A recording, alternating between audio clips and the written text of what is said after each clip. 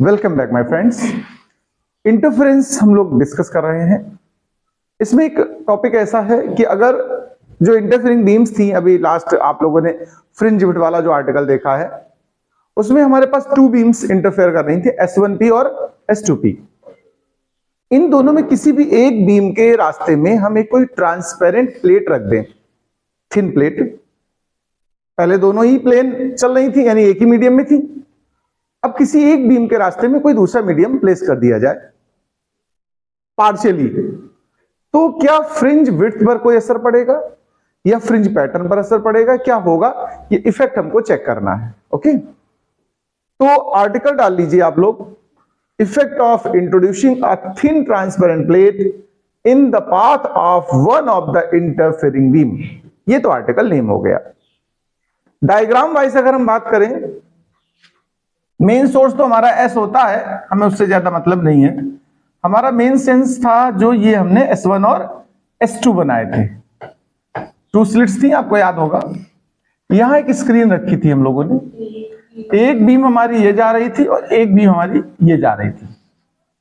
ये S1P और S2P दो बीम्स थी।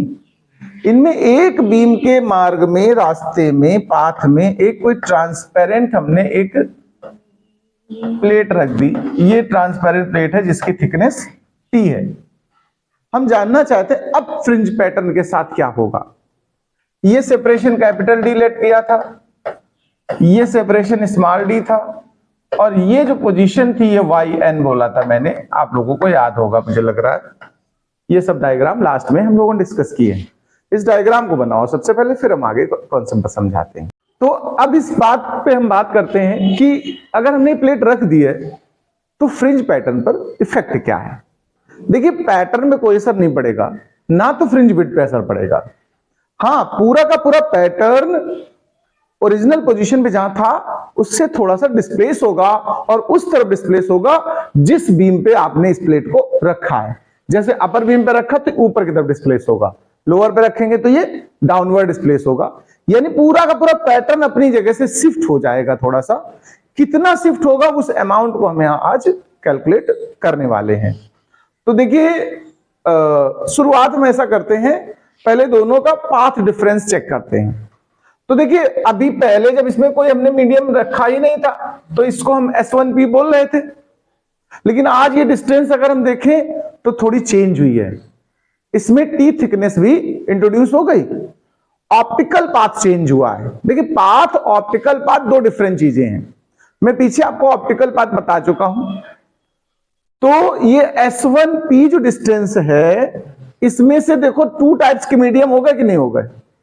थोड़ी जगह में एयर है और कुछ जगह में ये मीडियम प्रेजेंट हो गया है। तो अगर हम इस तरह से कहें, टाइम का वैसे फॉर्मूला होता है time is equal to distance by speed. सुना कि नहीं सुना आप लोगों ने? अब देखो, हमने कहा S1P की अगर बात करें तो इसमें टाइम टेकन कितना है। देखो, बीम को S1 से P तक जाने में अगर हम टाइम कैलकुलेशन करना चाहें तो ध्यान देने वाली ये बात है कि पाथ को दो पार्ट में डिवाइड किया है मैंने। एयर कितनी स्पेस में पता है? पहले S1P पूरे में एयर थी, उसमें से T हट गया, तो हमारी जो एयर का हिस्सा बचा है, डिस्टेंस बची, वो बची S1P माइनस T। ये डिस्टेंस एयर के लिए है, और एयर में स्पीड ऑफ लाइट क्या होती है? C। बाद बाकी जो T डिस्टेंस है वो मीडियम है, और मीडियम में हम लोग स्पीड ऑफ लाइट को V लेट कर लेते हैं। तो ये जो टाइम लगा हमारी लाइट को S1 से P तक जाने में, वो इतना टाइम है। अब देखना एक बात, आपने कभी रिफ्रैक्टिव इंडेक्स पढ़ा होगा, म्यू या एन जो आप यूज करते हैं सिंबल, वो होता है C/V। सुना कि नहीं सुना? Speed of light in vacuum to the speed of light in medium. यहां से V की वैल्यू पुट करनी मुझे, यहां पर वो आएगी C/μ। रख लो यहां पर। देखो, तो अब टाइम टेकन अगर हम कैलकुलेशन कर रहे हैं तो बनी हमारी, ये हम यहां पुट करेंगे तो V की वैल्यू C/μ, तो म्यू ऊपर आ जाएगा मल्टीप्लाई में अपान C। देखो, दोनों जगह C है तो इसको एलसीएम ले लो। तो अब हमारा जो इफेक्टिव पाथ तैयार हुआ, जरा ध्यान देना सब लोग, वो इस तरीके से हुआ, या इसको थोड़ा और सिंप्लीफाई कर दें, p कॉमन ले लें तो म्यू -1/c।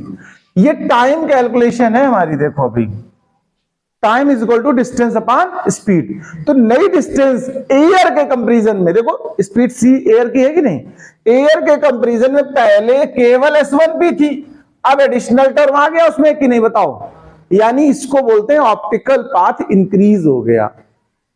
तो अब न्यू ऑप्टिकल पाथ हमारा इतना बनेगा। अब पाथ डिफरेंस कितना है, देखो पाथ डिफरेंस, बड़ी बीम थी S2p लॉन्ग डिस्टेंस ट्रेवल करने वाली, उसमें से ये वाली बीम हटा दो, -S1p -t माइनस वही मतलब म्यू -1, पूरा ये वो ऊपर वाला हिस्सा उठाया, उसको वो ऑप्टिकल पाथ डिस्टेंस हो गई, उसको माइनस कर लिया। ये हमारा नया पाथ डिफरेंस आएगा, जबकि पुराना पाथ डिफरेंस हमारा S2p -S1p था पहले से।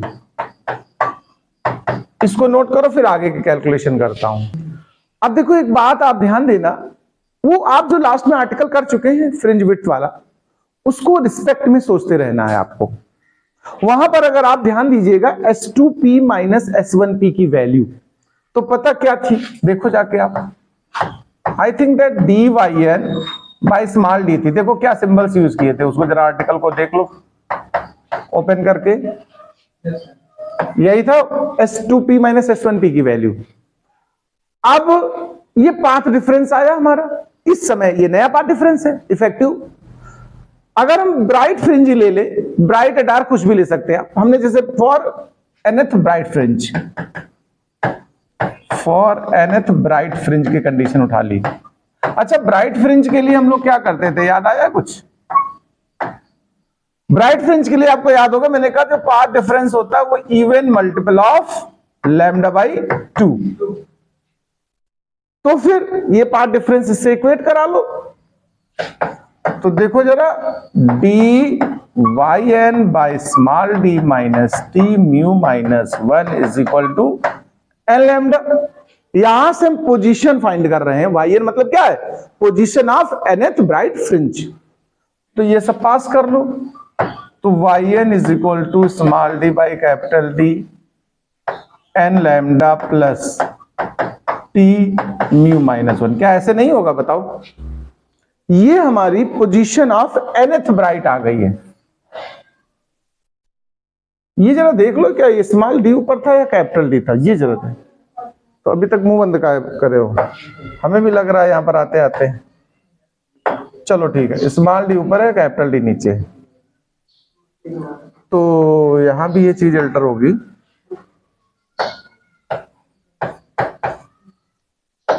अब ये फिर चेंज हो जाएगा बस।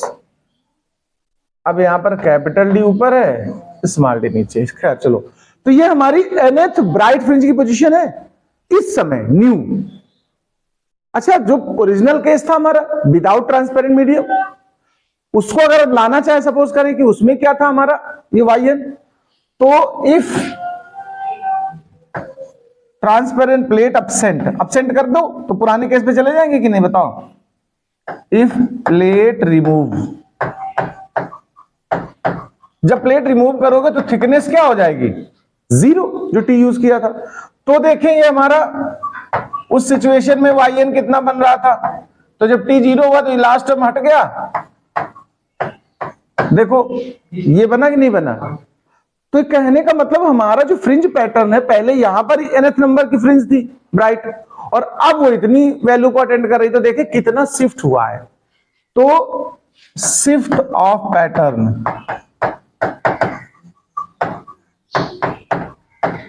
अगर हम ये कैलकुलेट करना चाहें हमारा पैटर्न कितना अपनी जगह से डिस्प्लेस कर गया है, तो उसको नाम दे दिया y0, तो yn माइनस yn डैश। उन दोनों वैल्यूज को सेपरेट कर दो, पता चल जाएगा अपनी जगह से कितना डिस्प्लेस हुआ है। तो जब दोनों को सेपरेट करेंगे, आप ध्यान देना, मैं डायरेक्ट कर दे रहा हूं, dn lambda by small d इससे कैंसिल हो जाएगा, सिर्फ d बाई डी और ये टर्म बचेगा। तो d बाई डी और t और म्यू -1, यानी कि पूरा फ्रिंज पैटर्न हर फ्रिंज अपनी जगह से इतना पोजीशन ऊपर की तरफ शिफ्ट हो जाएगी। तो हम यहां पर फाइनल कंक्लूजन लिख रहे हैं, व्हेन वी प्लेस या we introduce a thin transparent plate in any one interfering beam, then whole pattern displaces along that beam by d by dt mu minus 1 distance. लेकिन अगर फ्रिंज विड्थ आप निकालोगे तो वही आएगी जो पहले थी, no change in fringe width.